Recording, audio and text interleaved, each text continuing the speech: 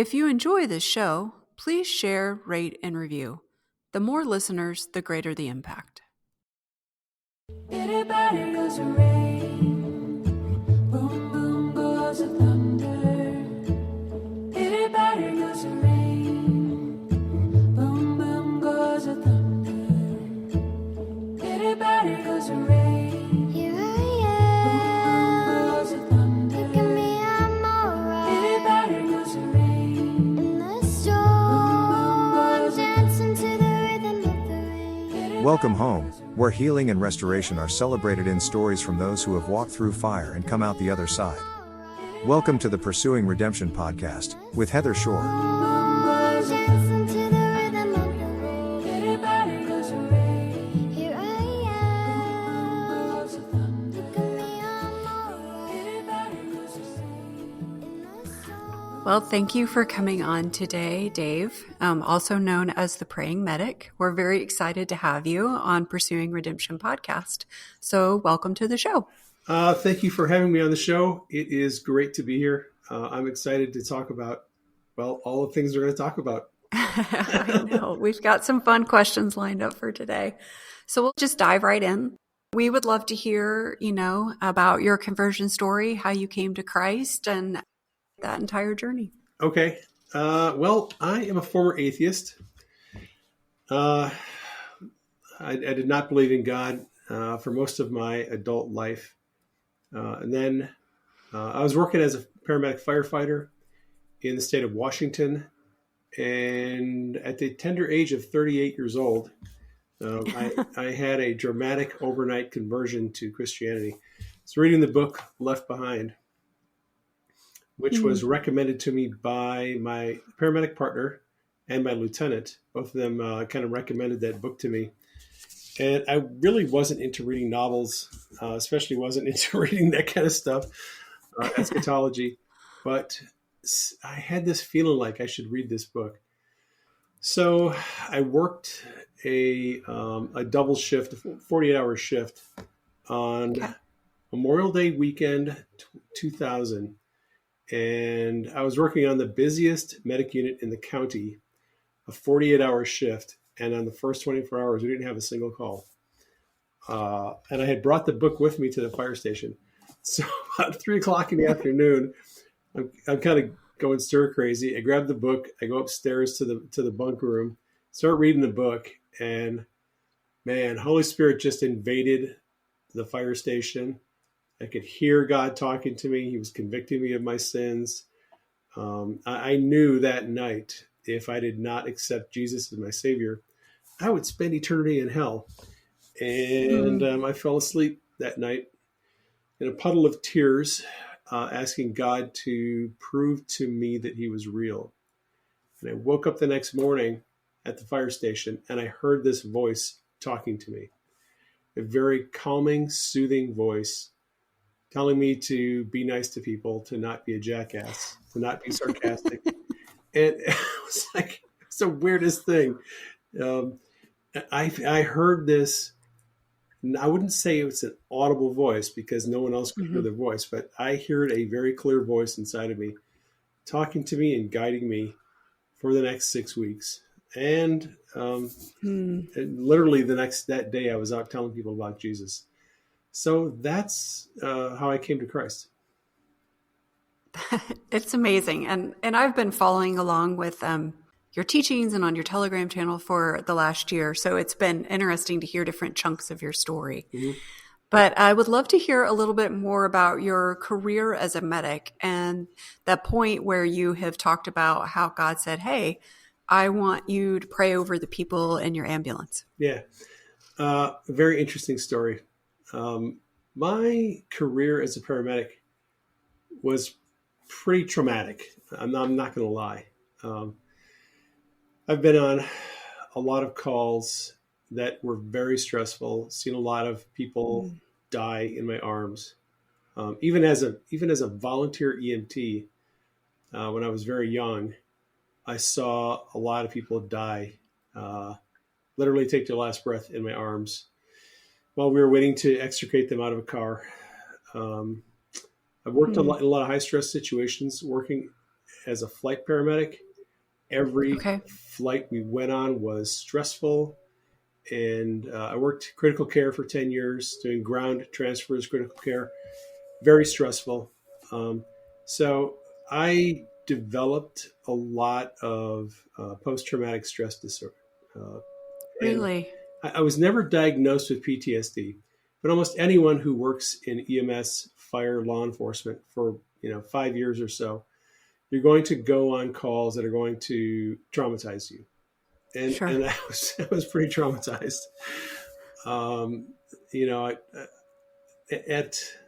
At various points in my career, I thought about getting out, but I had no idea what else I would do. So in 2008, so I became a believer in 2000, and then in 2008, August 2008, 888. 8. For those of you who are into numbers, I had the first dream that I had in 25 years. I don't remember having a dream as an adult. Okay. But on August 8th, 2008, I had a dream where I met God in this dream. And he was this, just this glowing source of light. And he was talking to me. And I knew I was talking to God. And he said, I'm going to show you what's wrong with your patients. I want you to pray for them. And if you do, I'll heal them. And in the dream, he gave me an anatomy test. He showed me a series of pictures. He showed me like a couple of CAT scans of like a CAT scan of a brain on one side. On the left side, there was like a tumor. And on the right side, there was nothing. It looked like a normal brain CAT scan. And he said, what do you see? And I said, well, I see 2 CAT scans, and this one looks like it has a tumor. And he said, correct. And he showed me what looked like medical images of an esophagus. And one of the images, it looked like there was esophageal varices. The esophagus was all sort of, it was distorted looking. And I said, I think that one has esophageal varices. And he said, correct. And then he showed me more images. And he was giving me a test because he said, I'm going to show you what's wrong with your patients.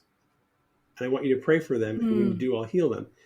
So he was telling me that he was going to show me in visions what was wrong with people. I would be able to see inside of their body, see the tumors, see broken bones, see disease processes. And he wanted me to pray for people to be healed. So like, it was a trippy experience, I'll tell you. Having a conversation with God, number one, in a dream. Sure.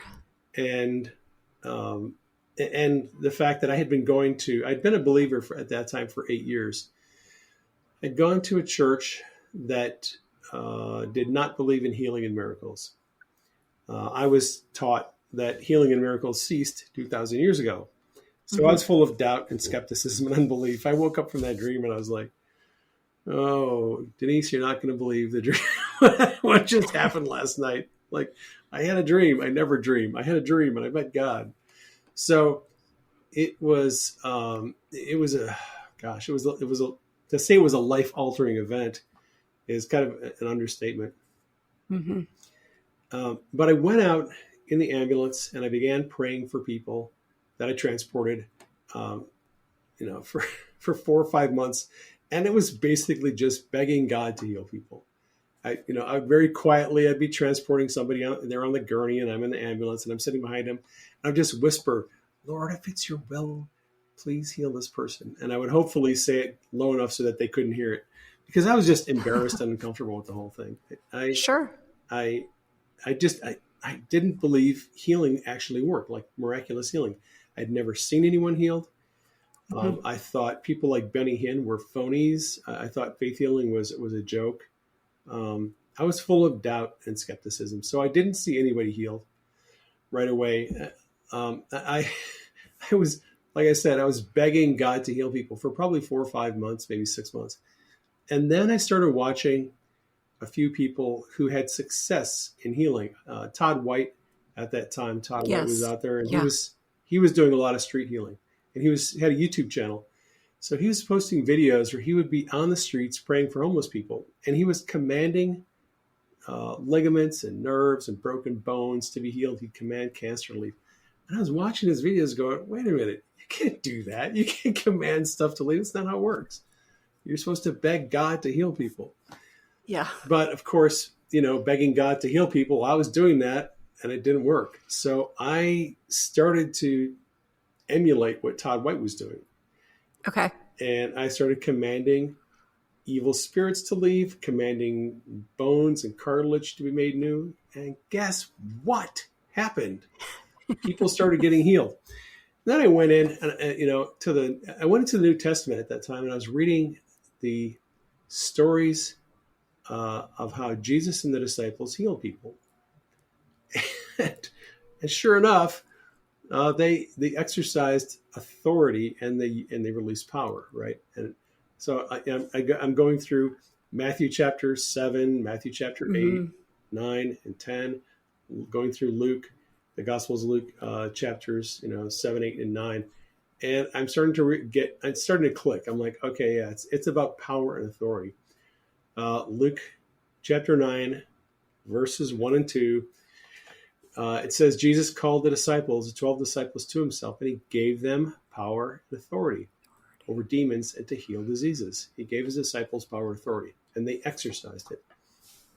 So I started doing that, and lo and behold, I started seeing people healed. And after praying for roughly, I think about 500 people over the course of 9 months, not seeing anyone healed, I started to exercise authority and release power. And boom, people started getting healed. Started seeing people heal in the ambulance, nursing homes, Home Depot, Walmart. When I started seeing people healed, I was like, oh my gosh, this actually works. And then I was pretty excited. I went out and just started praying for people everywhere and seeing people healed.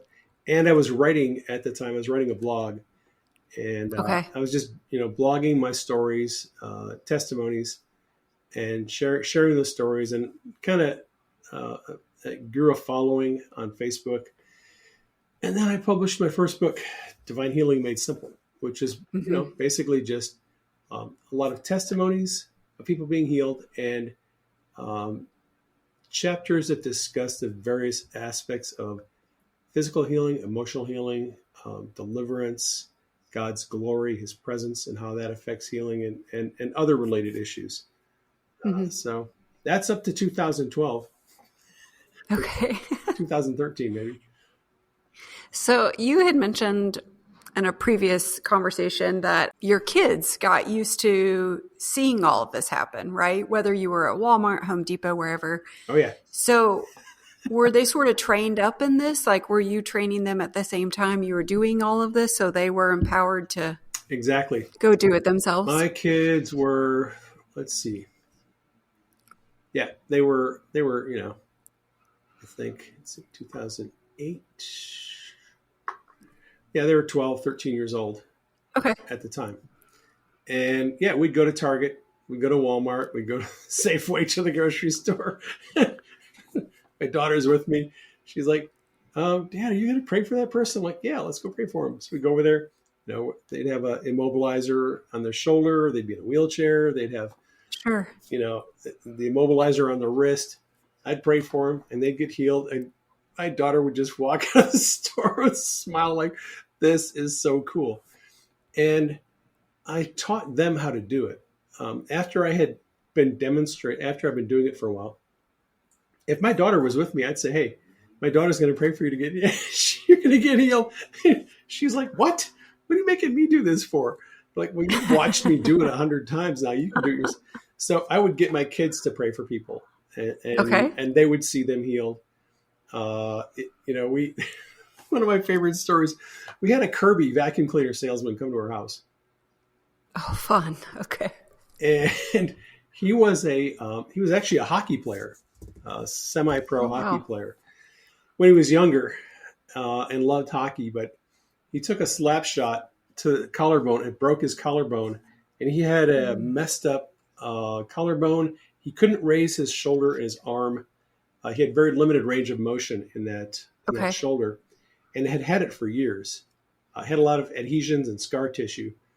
because the surgery was botched. They did surgery to try to repair it, and it made it worse. So this Kirby salesman comes to our door, and he doesn't know what's about to happen. And I noticed that he's got this, limited range of motion with his shoulder. I'm like, hey, man, what's wrong with your shoulder? So he told me this story. I said, well, guess what? We see a lot of people healed, and I'd like to know if we could pray for you. And he says, what? And I said, yeah, we'd like to pray for you to be healed. So he says, okay, that's fine. So I stood back, and I had my daughter and my wife pray over this guy's shoulder. They laid hands on his shoulder. They commanded the ligaments, nerves, muscles, tendons, and bones to be healed. And within a minute, the guy was like, what in the world? Are you kidding me? Like, Wow. what just happened? His shoulder got healed. And so I love teaching other people to do it, taught my kids how to do it. And obviously my books, videos, podcasts are all aimed at training and equipping other people to learn how to do this. Mm-hmm. And that's important in the body of Christ because we haven't been trained and equipped in this area. Right. I would love to know, like you were saying, you're a very prolific writer. So obviously you did the EMT paramedic stuff for a while. Yep. And then you sort of transitioned over into more writing. Yep. We would love to know more about your books. I know what they are, but like what they are, that type of thing. All the different subjects. I love to write. It's my favorite thing to do. Okay. My only regret about being an author is that I didn't do it 25 years earlier. Because, EMS and fire is so freaking stressful. It is. It's a very stressful career. It is very stressful, especially when you're doing 48-hour shifts or 56-hour shifts or 72-hour shifts, which I did a lot of when I was working. I actually did 5 24-hour shifts back to back one time without a break. It's stressful work, but I love writing. When Denise, my wife, came to me and said, you spend all your time on your days off writing. Why don't you consider writing a book? And I just thought that's the dumbest idea I've ever heard. I don't want to be an author. Don't want to write books. I'm just going to be a paramedic the rest of my life. And hopefully my back and my knees won't give out before I'm ready to retire. But she kept at it. She kept, nagging me very politely and very nicely, suggesting that I should write a book on healing. And I finally said, okay, you're obviously not going to let go of this until I do it. So I took a bunch of articles that I had written on healing, put those articles together into chapters and added some more chapters and published the first book, Divine Healing Made Simple. And I loved the process. I've always liked the process of writing. Actually, after I published my first book, when my mom found out, she said, well, it's about time you published a book. I was like, what do you mean? She goes, you've always been a writer. Everyone has known that you were born to be a writer. It's about time you finally figured it out. And I was like, what are you talking about? No one in my life had ever suggested that I could be a writer. Okay. And apparently my mom knew it and she never told me about it. So in 2013, we published the first book, Divine Healing Made Simple. Then I published My Craziest Adventures with God, volumes 1 and 2, which are books that get overlooked by a lot of people. Those books contain stories of how I've seen people healed miraculously, and financial miracles and other miracles too. They're like chicken soup for the soul. So I wrote those 2 books, and from 2014 through 2016, we just published 3 books a year every year. We published 3 books in 2014, 3 books in 2015, 3 books in 2016. And Denise and I kind of came up with a business model. We're just going to publish 3 books a year. And if we do, we'll be able to make a living doing that. And I can hang up my stethoscope and I don't have to be a paramedic anymore. And that was a business plan until Q came along. Q came along in 2017. And I was so busy doing Q stuff, I stopped publishing books because I was doing research. Month after month, year after year, for 3 years, we didn't publish any books. And Denise was like, about that publishing model, business model that we had, we're not publishing books. And I said, I don't have any time. I'm researching Q. But I do love to write. And Mhm. I've now published 3 Q books.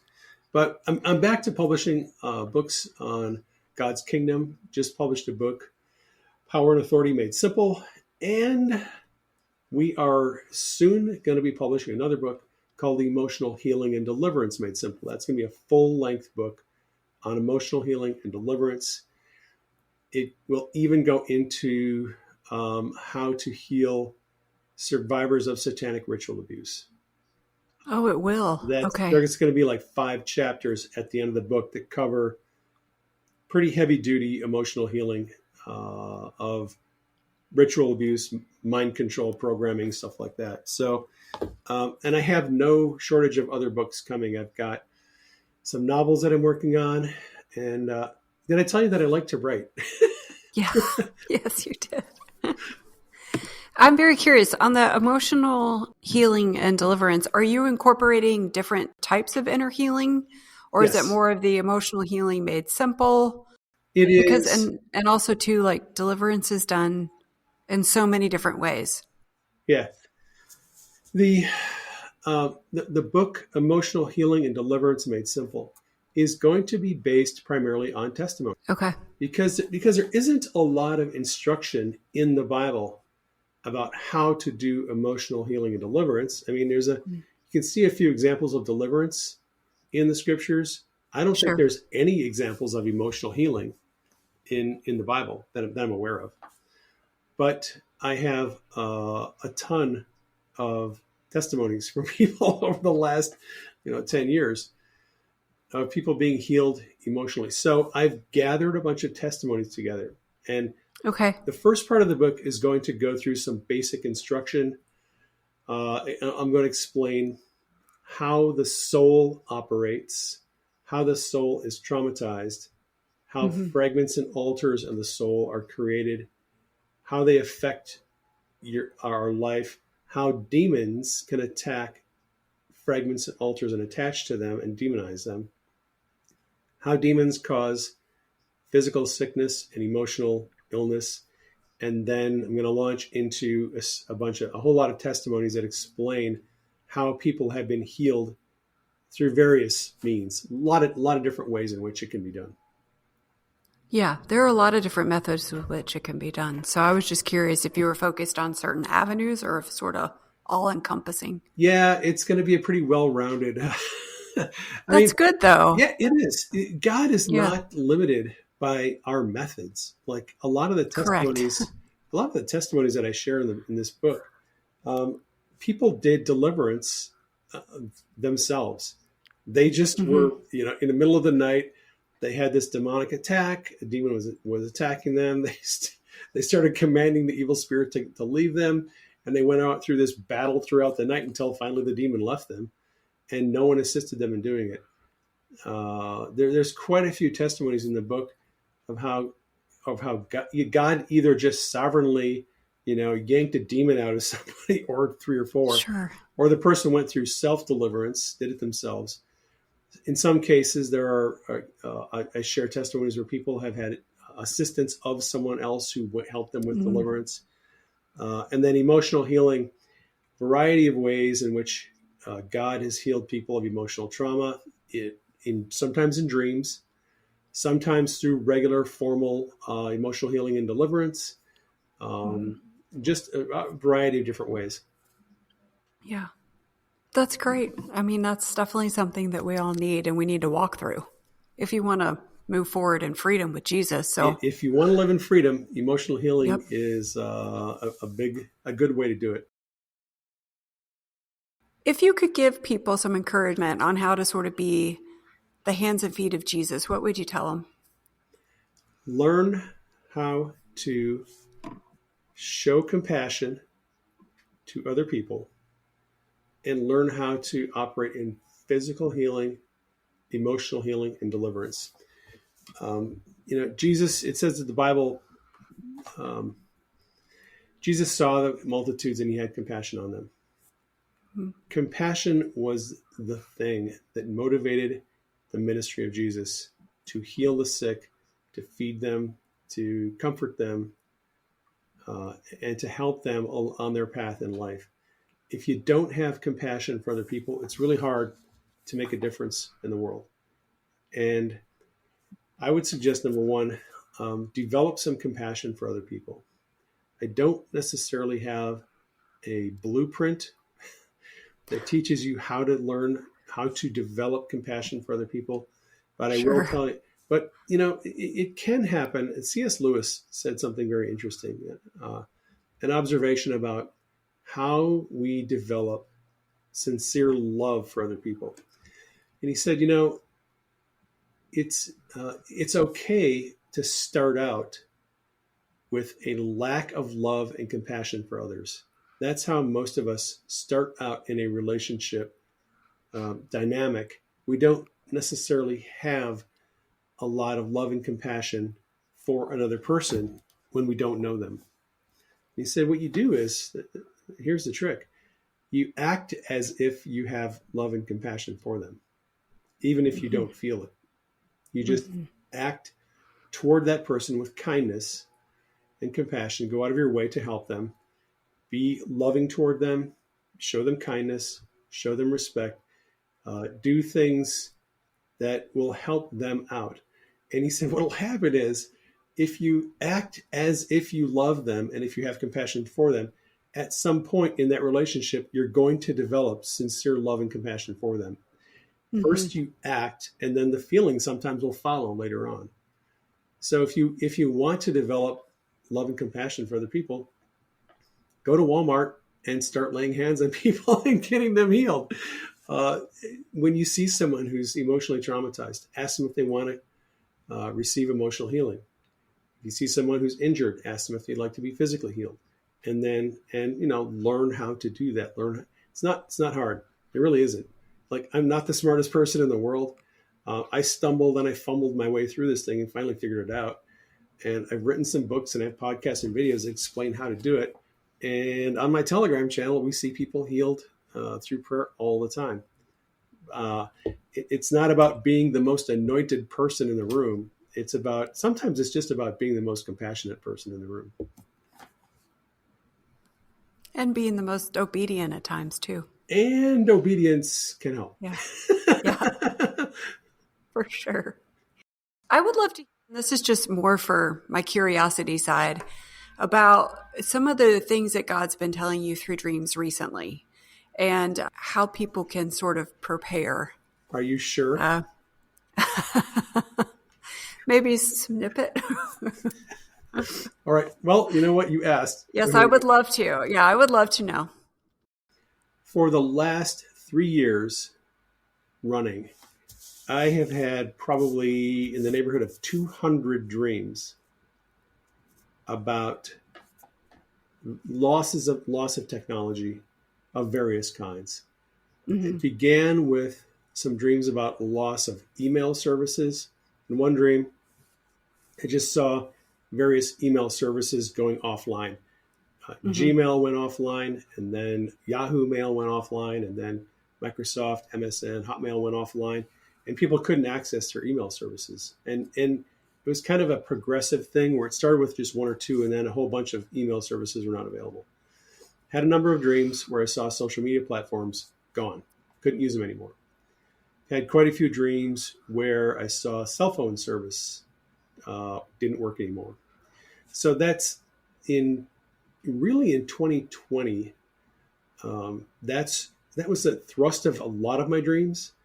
It had to do with communications disruptions. And then in 2021, I began having dreams about the military. Military stepping in and kind of taking over control of various aspects of society. I actually wrote a series of articles on my blog about what happens next. It was beginning in 2020 and then into 2021. I just continued writing this series of articles where I was trying to track what God was showing me about changes, wide-scale, large changes in society, having to do with communications. At one point, I had this dream. This is actually the morning of the inauguration, Joe Biden's inauguration. I had a dream where I call it, I refer to it as a dream that showed me military storms. I saw on this map 3 storms in the Gulf of Mexico. They were hurricanes, and I knew in the dream that these were military storms. And there was water. I could see water flowing on the map, and the water was flowing from the southwest part of the United States toward the northeast part of the United States. And in this dream, I saw sort of the military. I saw soldiers walking into a hallway and then waiting for basically a go order to do what they were going to do. Had several other dreams since then that follow up that showed the military taking over communications. In that dream, I saw that all of the internet information that was coming out was all from the military. The military had basically just taken over the entire internet. There was no information available to anyone that wasn't from the military. And then I saw another dream about, I think, a week or two later, where the military got involved in higher education and started to engage centers of higher learning, because, for many years, the higher education, at least in America, has been co-opted by bad actors. And in this dream, there was a suggestion that the military is going to confront these bad actors and make things right. So in 2022, last year, I started having a lot of dreams about ham radio. And I've had more than 100 dreams about ham radio. Had a couple more dreams this week about amateur radio, various aspects. It started out with a lot of dreams about antennas, antenna theory, physics, electronics, communicating, using radio through various modes and means of whether it's handheld radios or base units.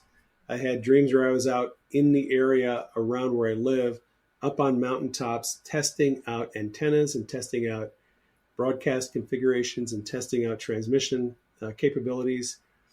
I had an interesting dream a couple nights ago where I was researching historical documents to find out if radio had been used in the past in the court systems, and if so, how did they use radio to convey information in the court systems? So all of that is to say that I've been very busy learning ham radio, learning mesh networking.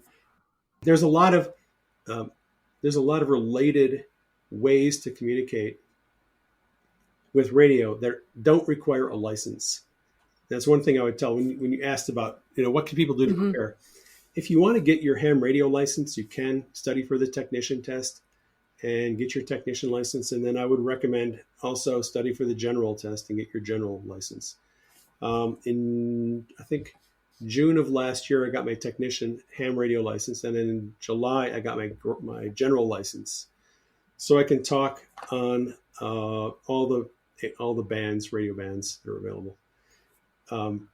But if you're not able to or not willing to get licensed in amateur radio, you can do something else. You can get licensed as a GMRS operator. GMRS is General Mobile Radio Service. GMRS uses some of the same type of equipment, uses handheld radios. There's also base unit radios. The handheld radios are low power. The base unit models go up to 50 watts. Get a radio, get an antenna. The GMRS requires a license. You pay a $35 fee to the FCC to get a license, but you don't need to take a test. There's no knowledge test. You can just get your license, get your radios, and get in the air and start using them. There's also mesh networking, which doesn't generally require a license. There's another way to communicate. There are things like Zoleo satellite communicators. They're Okay. much less expensive than satellite phones. These satellite communicators, Garmin makes one, Zoleo makes one. There's also Baby Stick. You buy the device, hopefully have a couple other people who have the device that you know, Sure. and they're satellite based. So what they do is they pair to your phone via Bluetooth, and when it's paired to your phone, you can then send text messages or emails to people. On Zoleo, the one that I have, I bought a Zoleo device for my kids, each one of them, and I have one for me, because they live in another part of the country and I can't contact them using ham radio. So I got little satellite communicators, and if the poo hits the fan and we lose cell phone service, I just had a very prophetic friend of mine had a dream last night about losing all technology, cell phones, internet, it all went down. Yeah, a couple of my friends have been having the same dreams. Yeah. So satellite communications is an option. With the satellite devices that pair to your phone, you can send text messages, and the data plans start at $20 a month, which is not a lot of That's money. not bad. Yeah. It's pretty reasonable. And the devices, I think you can get Zoleo devices on sale for like $150. Okay. So, there are things that you can do to prepare, for those type of things. And I would recommend get on it. Don't waste a lot of time, because I think the clock is ticking. So I know that you've also talked to people about sort of doing multiplication prayers and things of that nature, because I feel like that's also part of preparation. Like if you don't, say, have the right food supply or water or whatever it is, like Absolutely. God is trying to teach people how to be prepared, like you're saying. Yep. Well, in my book on Power and Authority, there is a chapter on food multiplication and other miracles. We have seen food multiply. We've seen crazy miracles. On the Telegram channel, we post testimonies all the time. People praying over broken washing machines, broken dryers, broken air conditioners, broken cars, and they're being supernaturally repaired. Happens. I just didn't post mine, but I prayed over my dryer. Oh, did you? It worked. Yeah. There you go. I know. I'm bad about like posting anything in there. That's okay. You're forgiven. But but that is a thing, and not everyone has the money and the resources to be able to stock up a pantry full of food that they can use for the next 2 years. It's not a practical solution for everyone. But if you have faith, God will multiply your food. And I think we're going to see a lot of food multiplication miracles in the coming days. I think we're going to see food shortages. It looks like the Biden regime is intentionally destroying the economy, destroying food production capability, destroying the fact that he's severely cut back on oil drilling in production. We're going to see gas prices go up. It's going to become more expensive to buy diesel fuel and gasoline. That's going to make the price of everything increase. I think we're going into a cycle where we're going to see very high prices for things. And if we hit something like an economic collapse, stock market collapse, that's going to accelerate an already tenuous situation in society, and we could see civil unrest, food shortages, bank runs, stuff like that. I see things kind of getting a little bit tenuous and difficult for a period of time.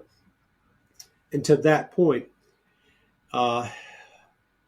if you are willing now to start praying over your food and praying over your broken appliances and broken cars and broken computers, you will see God supernaturally work in your life. And that will give you the faith you need.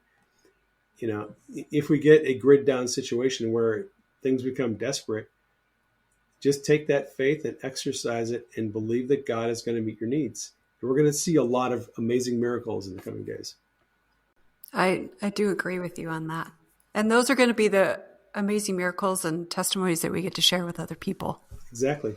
And help grow the kingdom. The kingdom of God is advancing no matter what. Yeah, absolutely. So one of the things I would just ask is, well, a couple more things, like where can everybody find you, right? You've got all the multiple places that we can find you.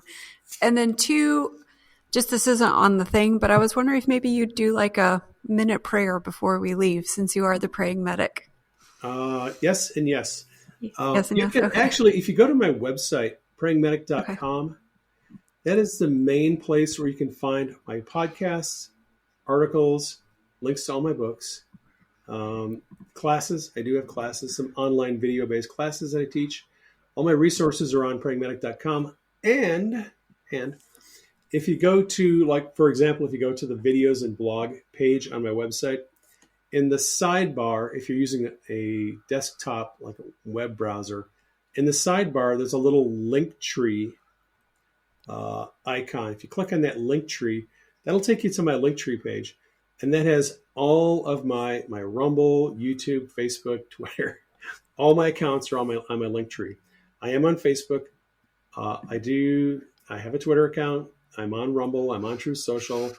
I'm on all the usual places. I even got my Instagram account reactivated. I'm not very active on a lot of those platforms. I primarily most active on Telegram. Mm-hmm. That's kind of my mojo since I got booted off of Twitter. And I have, 8 or 9 Telegram channels. I've got a channel for prepping. I've got a channel for dreams. I have a channel for ham radio and GMRS. I've got all kinds of channels on Telegram. I just, recommend people go to my prayingmedic.com website and look at the link tree there. You can find links to all my different social media places. My books are available on Amazon. All of my books except 2 of the Q books. They blacklisted my first 2 Q books, and we have not republished them yet. Those are also available Barnes & Noble. So if you're looking for my books, you can get all of them on Barnes & Noble. You can get all of them except the first 2 Q books on Amazon. Those are the primary places where the books are sold. And I'm going to pray for some people. How about if I do some healing prayer? Yeah, that would be amazing. All right. Are you ready? Here we go. Yep. For the listeners, what I want you to do is relax. Just relax. Don't be anxious. Just relax. And I'm going to pray for you to be healed. I'm going to release power. Release the healing power of the kingdom of heaven that commands sickness, disease, and evil spirits. Get out. Lord, bring emotional healing. Heal fragments and altars that command evil spirits to leave, go to the feet of Jesus, and do not return. I command cancer cells to die, speak death to all cancer cells. I command tumors to be cast into the sea. Command joints to be healed, pain and inflammation gone. I command arthritis to leave right now in the name of Jesus. Command ligaments, nerves, muscles, tendons, bones, and cartilage healed. I command rotator cuff to be made new. I command the scapula to be healed. I command migraine headaches to go. I command all masses to be gone. Command internal organs, heart, liver, kidneys, lungs, intestines healed. Command pelvis to be healed. Command arthritis to be gone, inflammation, pain, sickness, and disease get out. Command the knees to be healed. New meniscus in the knees. Plantar fasciitis, I command you to go. I command the muscles to be healed. Joints in the ankles, knees, hips, shoulder, and elbow healed. Tendonitis, I command you to go. Lord, bring your healing presence upon the listeners and bless them with healing. Amen. Amen. Oh, well, thank you so much for coming on today. We really appreciate it. It has been my pleasure.